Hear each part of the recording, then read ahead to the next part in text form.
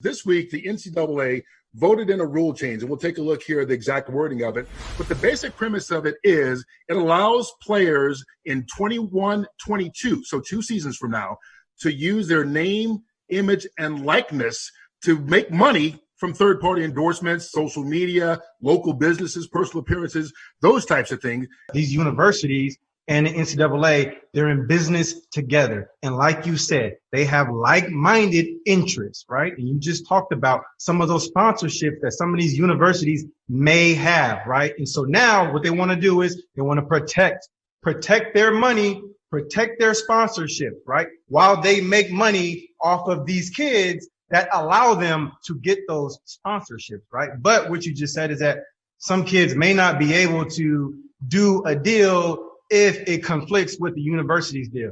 Well, then we're not truly getting to players being able to be paid, are we? Because the NCAA is still controlling it, right? Because they still need to find a way to make money off of these kids. And if they can't do that, then college football won't exist. Yeah, and one thing that I would add, and Reggie, I think that you're absolutely right. One thing that this also isn't, it's not influencing the group licensing agreement. Okay, so we have Madden football because EA Sports can enter into an agreement with the NFLPA.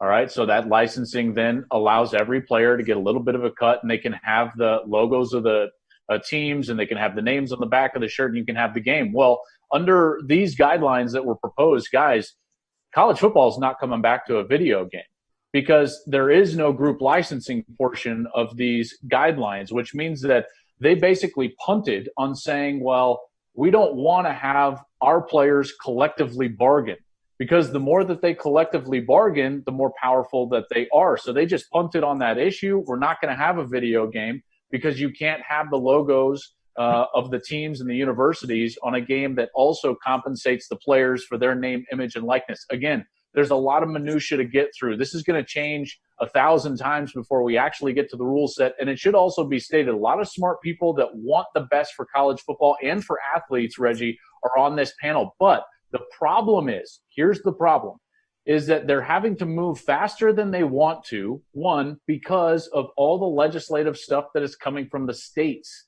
So they're going now to Congress, to the federal level, guys, so that they can try to get some sort of protections from the lawsuits that are inevitably going to come, that they can get some sort of protection from the federal level so that they don't have to deal with the individual laws from places like Florida and California. When I say that's still a mess, it is still a mess. Just like a house in the middle of framing, it's nowhere near a house. This is going to be completed a long time from now. For the best access, perspective, and personalities in all of sports, follow us at Fox Sports on Twitter, Facebook, Instagram, and YouTube. Hey, thanks for watching. If you enjoy that clip, make sure you click subscribe somewhere down here. From game highlights to exclusive interviews and rankings, we've got everything you need as a college football fan right here, College Football on Fox.